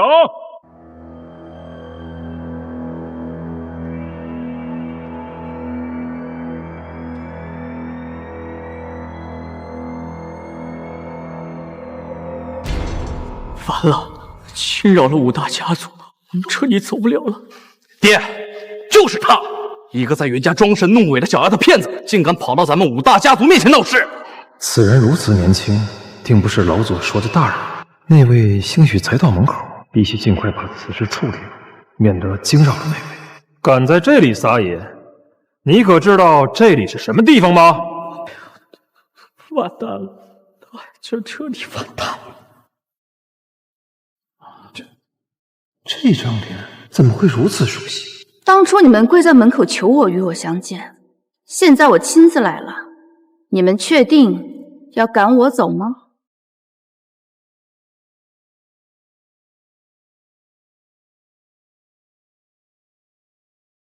错不了，和道祖的样貌如此相像，他一定便是那道祖的后人于小姐。我们武家的家主都来了，你还敢装？你看我怎么收拾你！给我绑了，交给我爹处置！你个逆子，还不给我闭嘴！爹，你打我干什么呀？还打你干什么？我现在就让你知道我为什么打你！护我武家，拜见于小姐。哎呀，这家伙！爹，你喂他干什么呀？你个逆子，还敢问？这位可是我们大前道祖后人于小姐。是道祖后人？什么？大前道祖？他居然是大前道祖的后人？这怎么可能啊？他不是袁家请的一个神棍吗？怎么会是道祖的后人呢？护国武家就是这么教导后人的。于小姐息怒，老夫这就将这个逆子给赶出武家。来人啊！哎，王家主，琳琅固然闯下弥天大祸，可如今救神兽才是重中之重啊！待我们把神兽救活，再主持他也不迟啊！哼！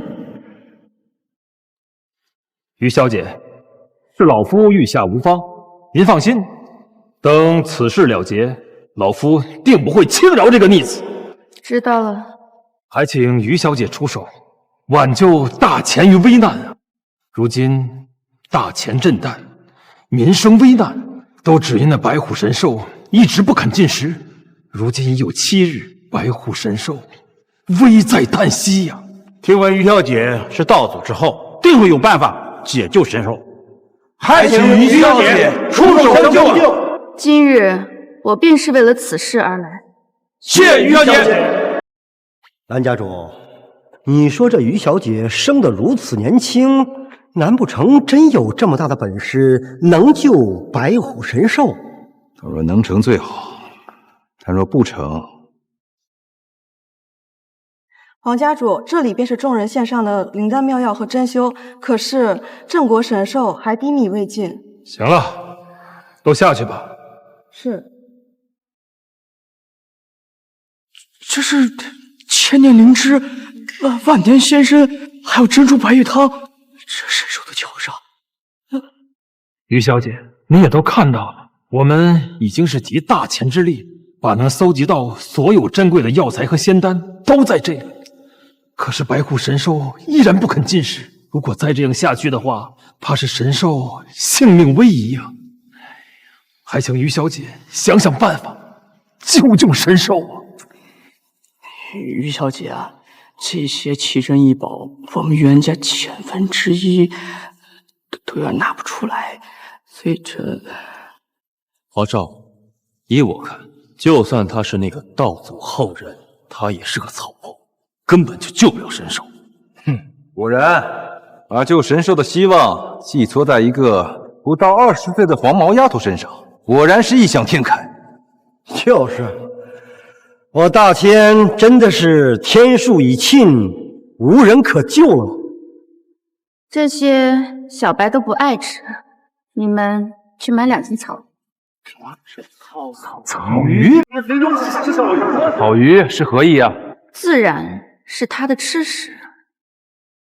什么？听于小姐的意思啊，是说这护国神兽之所以不爱吃那上等的珍馐和药材，是他想吃这草鱼喽。哎呀，这真是我平生听过的最好笑的笑话了。皇上，你看，我就说吧，他就是一个草包，他以后要是治不好神兽，我一定好看。于小姐，这世间顶级的食材，神兽都瞧不上，你买草鱼，这胡闹啊！这小白生平最喜欢的便是草鱼。于小姐，我们敬你是道祖的后人，恭恭敬敬的请你到府内，这种玩笑可开不得。就是，别当我们武大家的礼待当做是你肆意的借口。于小姐，说你真有本事能治好神兽，我等自是把你封为上宾。但你若治不好，便坦言相待。神兽大人可没时间陪你在这瞎闹。信不信有你呢。你行了，来人，去买2斤草鱼。是。不是我没听错吧？这黄家主居然真的听他的去买这草鱼了？这堂堂护国神兽，竟然喂他吃草鱼，简直滑天下之大稽。反正我是闻所未闻。王家主，他对神兽如此不敬，你怎么还听他的？就是，白虎神兽于我们5大家而言，那是何等尊贵的存在。我们何时不是珍馐玉液、神丹妙药这么供着他？何时被他吃过草鱼这种凡间俗物？于小姐啊，镇国神兽买草鱼，是不是太儿戏了？这个东西对于小白而言，草鱼比他们准备的这些东西好上1000倍。什么？他刚刚竟然称呼白虎神兽为小白？王家主，你听听，这都说的什么话？白虎神兽连这些珍馐神药都看不入眼，难道会爱吃你所说的什么草鱼？王家主，你快说句话呀！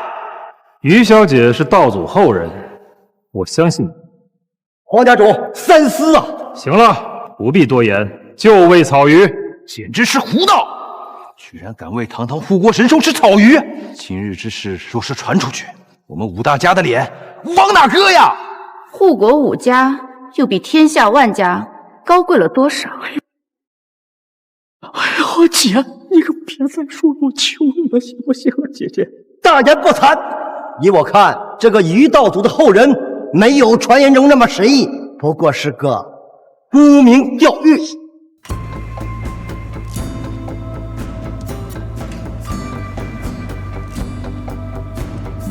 不好，神兽暴露了！一定是因为他对神兽不敬，才导致神兽勃然大怒。于小姐，我们5家因你是道祖之后，从未有所怠慢，但你却不敬神兽，引来责罚，你到底意欲何为？于小姐，这事到如今还跟他说这么些有什么用？依我看，就算他是道祖后人，但是传承已早已没落，指着他来救白虎神兽，简直就是昏了头。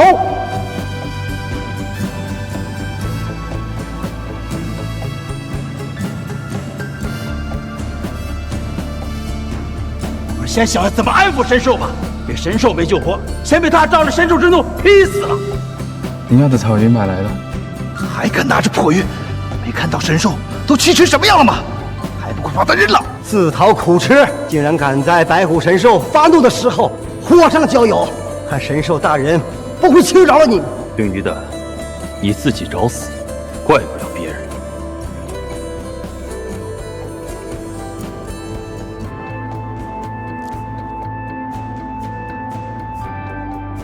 小白，吃饭了。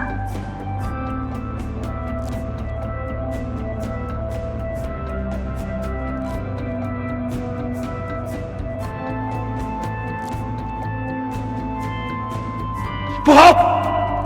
都怪他，非要喂什么破鱼，惹怒神兽，现在该怎么办啊？我早就说了，这个黄毛丫头，她能有什么真本事？如今她惹怒了神兽，她是全责。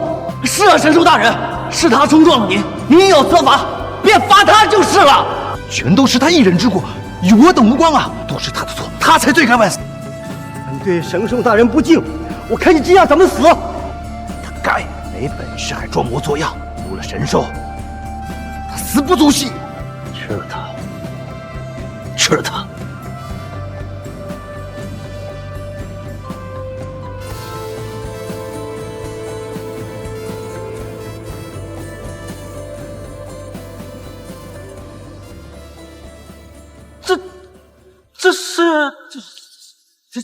这没看，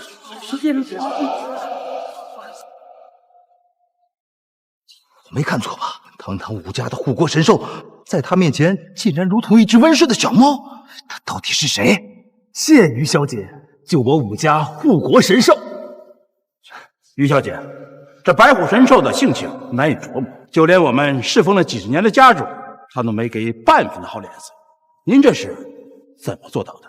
于小姐，难不成这就是当年道祖传授于你的神通？定是如此，否则怎么能解释他与神兽之间如此亲密的动作？要知道，连我们武家老祖都未能得到神兽如此的青睐。不知于小姐可否传授一二？啊，您放心，只要您愿意相授，我们武家的奇珍异宝任你挑选。小白本就是我的座下驴奴，与我亲近些又有什么奇怪呢？你的座下狸奴？与我亲近些又有什么奇怪呢？他的座下？你说这白虎神兽是你的座下狸奴？没错。于小姐，哪怕你救了白虎神兽，与我们武家有恩，但这也不是您能信口开河的理由。不想交便说不想交。我们武家呀，也并非是那强夺豪取的人。但于小姐，你别说这种荒唐理由，那是不把我们武家还有护国神兽放在眼里吗？于小姐，这个事情关乎到武大家族的声誉，如果惹恼他们，我们今天在劫难逃啊！于小姐如此言之凿凿，那你可知这白虎神兽是当年大乾道祖赐予我武家老祖的镇国神兽？我自然知道。既然知道，还敢明知故犯？听于小姐的意思，您难道想说，你便是当年将镇国神兽赐予老祖的那位大乾道祖？没错，你说的便是我。不是吧？这个人居然说他是大乾道祖！如今的这小丫头，只不过是得到了祖辈的蒙荫，学了些术法，救了这白虎神兽，竟然就数典忘祖，连自己姓甚名谁都不知道了。我们老祖都说了，于道祖于100年前便已作画，你怎么可能是于道祖？于小姐，道祖与我大乾有恩，地位决然，不可僭越呀。您这……于小姐，兹事体大呀！于道祖对于大乾而言是神明一般的存在，你就跟他们解释说，刚刚是在跟他们开玩笑。于小姐，你年纪尚小，这个年纪的人都喜欢炫耀不属于自己的功绩。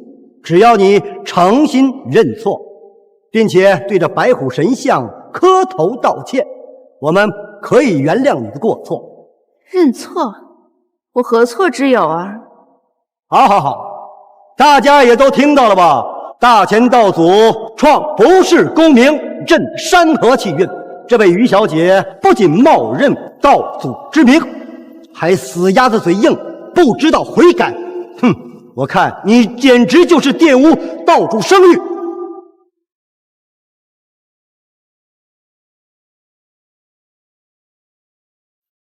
此事当真？此事千真万确。不错，这于道祖是何等风光人物，怎会生出你这等欺师灭祖的后人呢？各位，听我一言，我怀疑这位于小姐根本就不是道祖的后人。他不是道祖后人，那这逆子，给我闭嘴！于小姐的身份，岂是你能妄议的？王家主，贤侄的话，我倒想听你。据这位严家二少爷所言，这位于小姐一入袁家，便要了千年沉香、100年黄金叶，还有凤鸟长明灯。试问，若这位真是那位道祖的后人，又怎么会是一个贪图物欲之辈？袁为君，血口喷人啊！于先生当时明明是在……我倒觉得贤侄所言有理。若这于小姐真是那道祖后人，又怎会冒认祖辈的名号？大乾道祖此等人物，又怎能教出你这种小辈？我看呐，你就是蓄意冒充我大乾道祖的后辈。蓝家主，此言有理。说，你到底是什么人？于小姐，你赶紧说句话呀！无凭无据，你等不可胡乱猜测。不管怎么说，于小姐救下这白虎神兽，对我们武家有恩，这可是铁铮铮的事实。王家主，他救了神兽是不错，可这恩人的名讳，未免言之过早了吧？谁知道他救神兽到底是何居心？没错，若是你的身份来历不清不楚，那怎能解释他如何救白虎神兽的？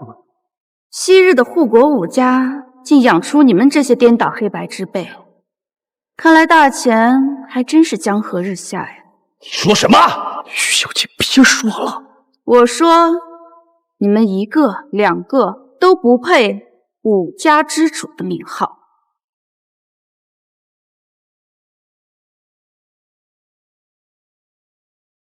这七夕是道祖，道祖现世了！哈哈哈哈！敢跟武大家作对，于白，这一次你彻底完了。武大家主动怒，谁也救不了。这次真完了。好，好，好，看来我武家是太久没有出事了，如今居然连一个连身世都不知道的黄毛丫头也敢对我们这么说话。现在跟他废话那么多还有什么用？他冒充道祖后人，罪该万死。我们现在就把他抓起来，凌迟处死。慢着，此事尚有疑点，不可冒进。王家主，你没听到吗？他刚刚对我们如此出言不逊，此事交由我们处理。今日之事，若老祖怪罪下来，由我蓝起一人担着，算什么承谋？还有我，还有我。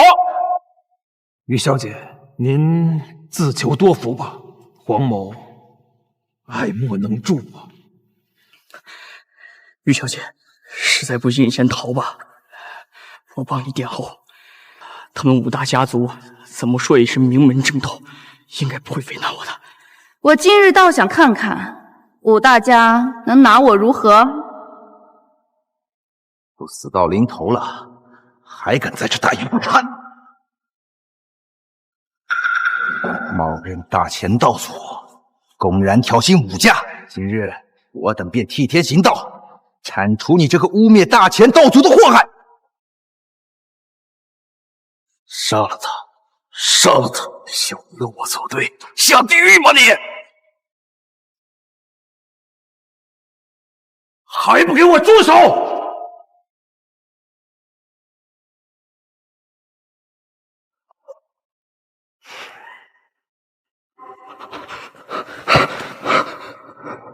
这黄毛丫头竟然连护国武家老祖都招惹来了，这一次啊，她是插翅难飞了。敢跟武大家作对，他就该料到会有此下场。完了，连武大家的老祖都来了，这于小姐也逃不掉了。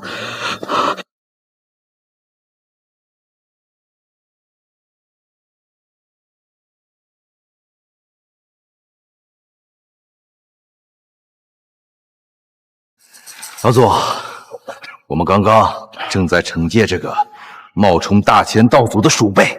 冒充道祖鼠辈，不错呀。此人不知在哪儿偷得大钱道祖秘法，先是冒充道祖，接着还大言不惭说白虎神兽是他给您的。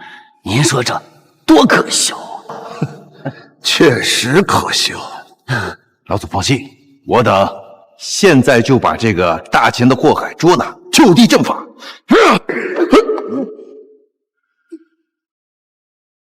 老祖，就是那个姓于的，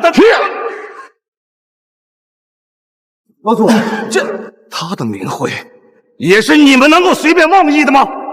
您不先惩罚他，为何对我们？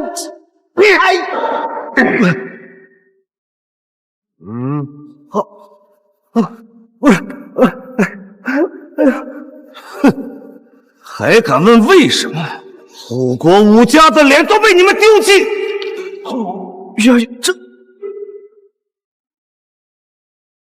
徒儿孙浩山拜见大钱道祖。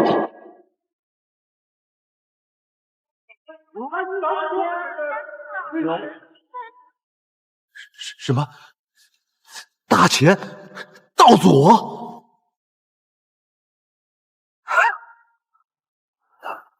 大钱道祖？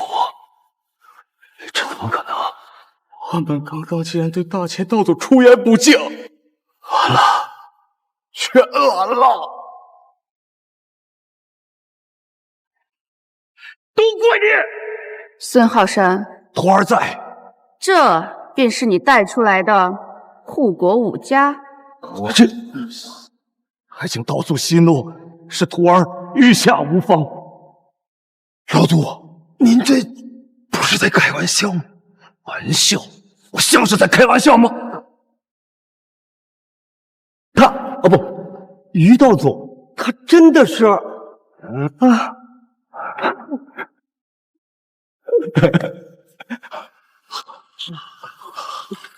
刚刚这是做了些什么？于小姐竟然便是那大钱的道祖，我们袁家竟攀上了这样一座大山。师尊，徒儿这就废了这群有眼无珠的蠢货，好让您消气。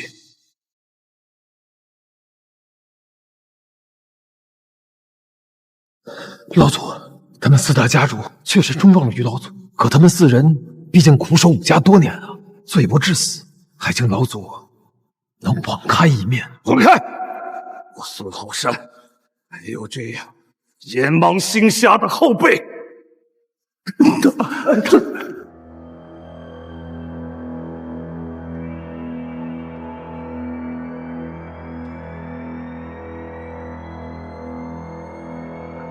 这是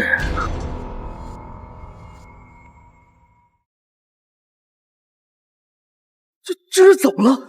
连神兽白虎都受到惊吓，这动静是倭族！哎呀，不好了，倭族来了，快跑呀！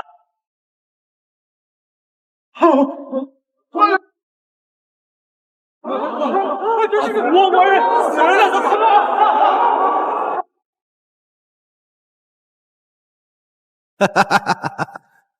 呀西，你们这些大钱的废物都在呢，正好，省得我一个一个找。今天通通把你们一锅端了。宫本藏，门外有护国武家的乾坤大阵，你们是怎么进来的？难道武家中有奸细啊？奸细？有奸细？这要是真的就区区乾坤大阵。我只是用了我倭国道主赏赐的8尺琼1/1000的功力，便信手握住。待他老人家来了，你们通通完蛋！哈哈哈哈哈！倭国道主，这是钩锁玉。石川，今日是你出师下山历练之日，这个钩锁玉便是赠与。多谢师父。切记，下山之后心怀苍生，不可胡作非为。弟子谨记。有了这钩锁玉，这天下有什么我得不到的？要想我心怀苍生，做梦！当年他下山后便销声匿迹，原来是去了倭族。倭国道主，倭国道主，那可是个杀人不眨眼的魔头啊！他曾凭一己之力屠了一座城，他要是来了，我们都得玩完。他竟然只用了这8尺球，便镇压了我的，连白虎神兽都难以敌他。哪怕大前有于道祖此等存在，恐怕也难以招架。我曾听闻那是个残暴的邪修，一旦被他抓住，不出半日，便会魂飞魄散，形同骨消。知道罢了，知道吧？还不束手就擒？等倭国道主，或许可以考虑让你们武家做倭国的一条看门狗。蛮夷小卒，倒敢放肆！你又是哪来的一条野狗，也敢在这里嗷嗷狂吠？把你嘴给我放干净一点。这位是我大钱道祖。大钱道祖，好大的威风啊！就是不知道能在我8尺熊手上过几招啊！区区大钱道主，在我师尊面前只不过是一招之敌。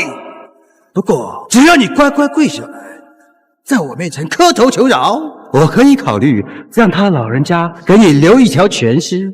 孟直川若是敢来，我便废了他的修为。你认识我师尊？哈哈，毕竟是活了这么多年的老不死，肯定在哪里听过我师尊的威名。但我告诉你，别以为你和我师尊有点交情，他就会对你手下留情。他若是敢踏入大前一步，我定以师门之法惩戒。师门之法？师门之法？你唬谁呢？你是想说你是我倭国道主的师尊？是又如何？我呸！凭你也配？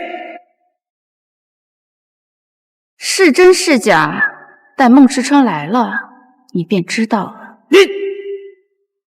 玉小，不对，玉道祖，倭国道祖杀人不眨眼，乃罪恶之极之徒。你先撤，我定给你拖足时间。还有我，还有我，还有我们，我等定将誓死守护大前威严。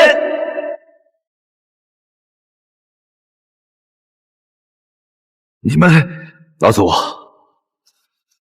刚刚是我有眼无珠，冲撞了玉小姐，但我五大家中绝没有贪生怕死之辈。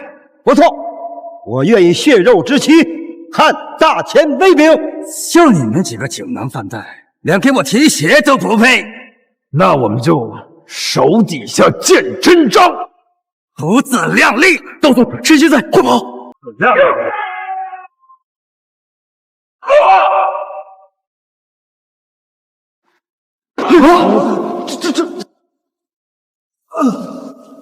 不堪一击！你道祖固然说的没错，大前只不过是一群不堪一击的鼠辈罢了，连我八尺熊一招都接不了啊！你不要冲动，你内脏一伤，不可再消耗内力。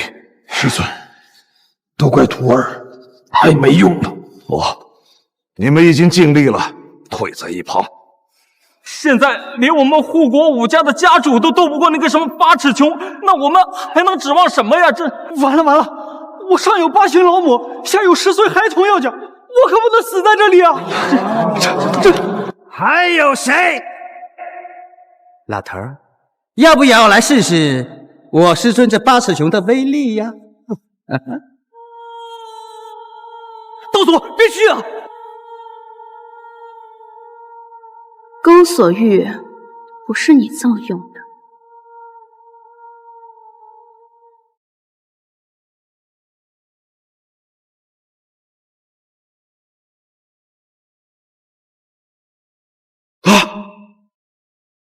这是师尊给我的无上至宝，怎么会？到底是谁？大前道祖。不愧是道祖啊！哼，现在就连你这个天地至宝都已经被我们道祖徒手捏碎了，你还有什么手段？尽管使出来吧！怎么会？怎么会？不可能！你究竟是怎么办到的？它本就是我的认主之物，我让它碎，它便碎。一片胡言！这分明是我们倭国道主的随身之物，你敢说是你的？你不要过来！我们倭国道主马上就到，你再敢上前一步，等他来了，定让你生死随便！他若敢来，我定要他形神俱离。哈哈哈哈哈哈！是哪个皇宫九儿不敢在我面前大放厥词？哈哈哈哈哈哈！我师尊来了，你们不玩了！哈哈哈哈！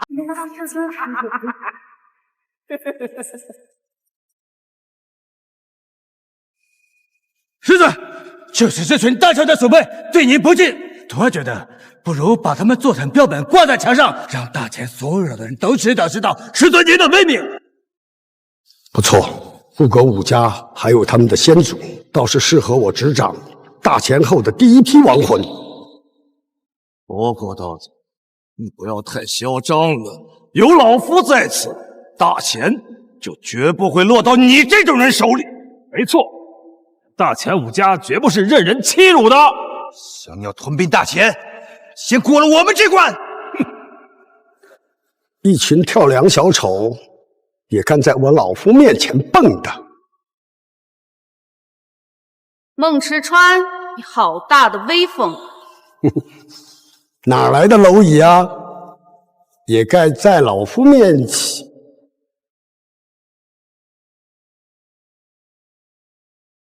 师尊，就是这个蝼蚁，刚刚对您大言不惭，说您是他的徒儿。我这个女人，她怎么？师尊。这个人师尊，你怎么跪他？他算个什么东西？哎，闭嘴！都是你害的。师尊啊，徒儿真的不知道啊，不然你给我100个胆子，1000个胆子，我也不敢呐。哎，我这没听错吧？这倭国的道主叫咱们于道主师尊，你没听错，我们道主竟然还是倭国的师尊，简直太给我们长脸了！没想到这于道祖还是那倭国老祖的师尊。我们刚刚竟然在这种人物面前放肆！哎呀，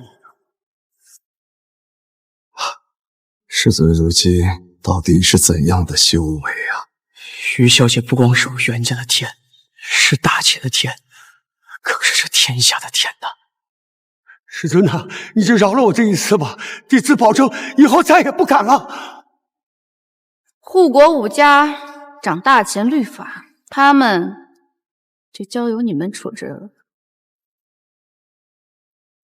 是。给我一次机会吧，以后我再也不敢了，不敢了。我还是更喜欢你们刚才那副桀骜不驯的样子。你刚才不是说要来我们武家当一条狗吗？倒不如就由你们2位来我们大钱武家当一个门卫，大家说如何呀？好！哎呀，你让倭国的鼠辈当武家的门卫，太便宜他们了。你走！好，我们愿意当武家的狗，我们愿意当武家的狗。我也是，我也是。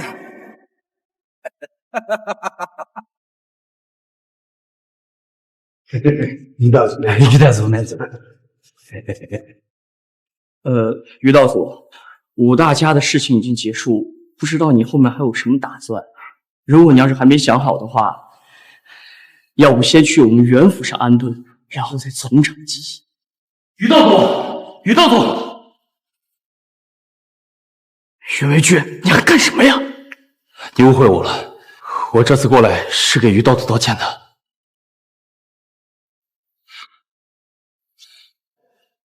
我之前一心想着父亲的安危，既然冲撞了于小姐，还请于小姐策法，要杀要剐，悉听尊便。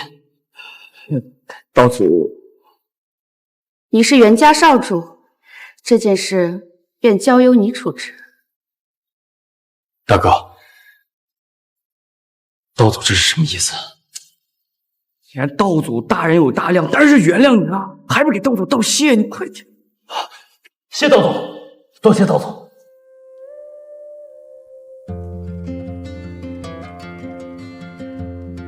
大哥，就是不知道父亲能不能原谅我。小姐都原谅你了，我还能拿你如何呀？爹，爹，只是死罪可免，活罪难逃。你要和你三弟一起剃发为僧，去山上闭关20年。20年？爹，不是我。哎，三弟可比你先过去，记得叫他为师兄哦。大哥，你也笑话我？你别在这里扯了我！小姐，先去府上歇息吧。此事随缘。